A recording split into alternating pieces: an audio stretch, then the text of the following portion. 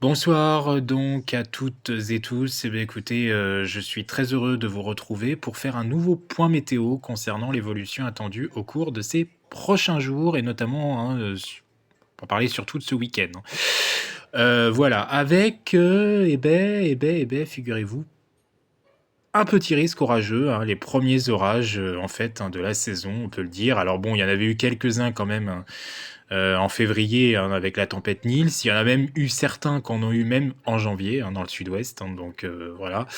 Mais bon, je compte pas ça comme vraiment enfin, je compte si, ça comme des orages les premiers orages de l'année qu'ils ont eu, hein, et d'ailleurs, eux, de leur côté, doivent certainement les compter ainsi, mais vraiment les vrais orages de saison de printemps, hein, de saison chaude, là, qui se mettent en place et qui vont se mettre en place un petit peu à partir de ce week-end. Pourquoi? Eh ben parce que nous avons une goutte froide.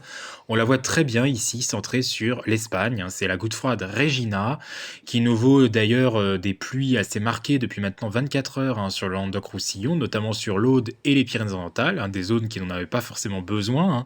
Je vous rappelle qu'il a quand même énormément plu cet hiver sur une grande partie du pays, et y compris sur ces régions d'ailleurs, hein, qui ont été souvent impactées, hein, cet hiver. Donc ça change graduellement de ce qui s'était passé l'année dernière à la même époque, hein, où le Roussillon souffrait de sécheresse, hein. Ce n'est plus le cas à l'heure actuelle. Alors, donc, du coup, eh ben, cette goutte froide, elle va influencer un petit peu les régions de l'ouest et du sud, hein. C'est donc dans l'ouest et le sud qu'il y aura un petit risque d'instabilité d'évolution diurne. On appelle ça des orages donc qui se créent, qui se forment en fin d'après-midi, enfin plutôt en milieu d'après-midi, à partir du milieu d'après-midi, et ça persiste à peu près jusqu'en début de soirée, hein, voire milieu de soirée.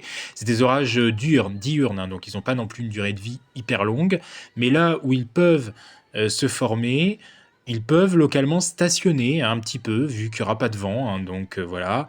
Après, on parle pas non plus d'orages forts, ni et encore moins d'orages violents. On parle au mieux d'orages modérés et dans le pire des cas d'orages faibles, et peut-être que même on parlera de rien du tout parce que c'est quand même des orages qui restent localisés, hein.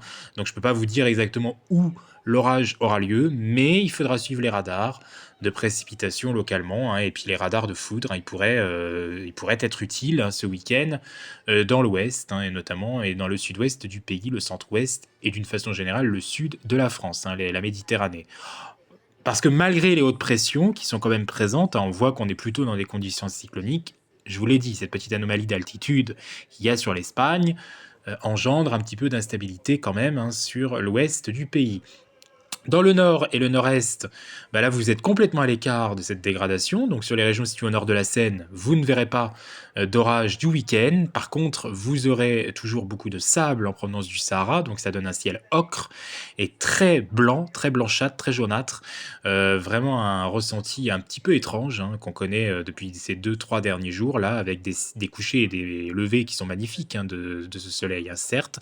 Mais ça donne un peu une ambiance quand même très particulière, hein, il faut bien le dire, et finalement où on voit pas forcément beaucoup le soleil, hein, parce qu'il est quand même très masqué par ce voile de sable qui est extrêmement présent encore, hein. C'est dû justement à cette goutte froide qui fait remonter un flux de sud-sud-est extrêmement actif avec des tempêtes de sable, pardon, du côté de l'Afrique du Nord, notamment, hein, du côté de l'Algérie. Voilà un petit peu pour cette situation. On voit qu'il n'y a pas non plus une grande différence de pression sur la France, hein. Même si on est dans des conditions cycloniques, on voit que les pressions sont toutes à peu près uniformes sur notre pays. Ça commence à être la signature du printemps. Quand on voit des pressions comme ça, des différences, même si on est dans un anticyclone assez présent, on n'a pas d'énormes différences de pression. Et ce qui veut dire qu'on n'a pas beaucoup de flux, justement, ce qui peut donner une convection, hein, donc, hein, vous l'avez compris. Voilà un petit peu pour cette situation. Et pour dimanche, eh ben, ça sera un peu la même chose, hein, toujours englouti par cette dépression, hein, enfin par cette goutte froide plutôt sur l'Espagne et le sud-ouest de la France. Eh ben, on aura des remontées localement instables qui pourraient s'effectuer surtout en cours d'après-midi. Le matin, ça commence souvent bien, on peut avoir de très larges éclaircies.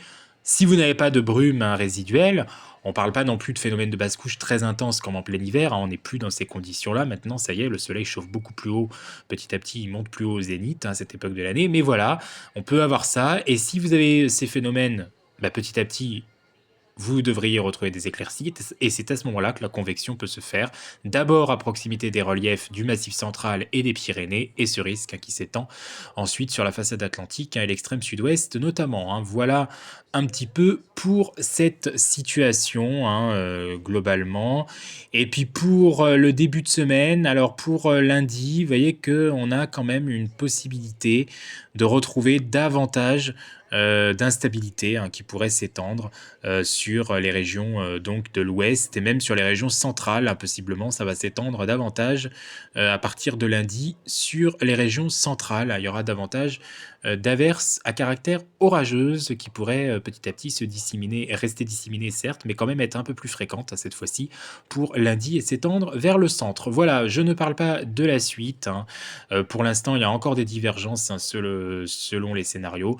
A priori, on irait quand même vers le retour d'un temps perturbé en deuxième partie de semaine, c'est-à-dire plutôt en fin de semaine prochaine et le week-end prochain.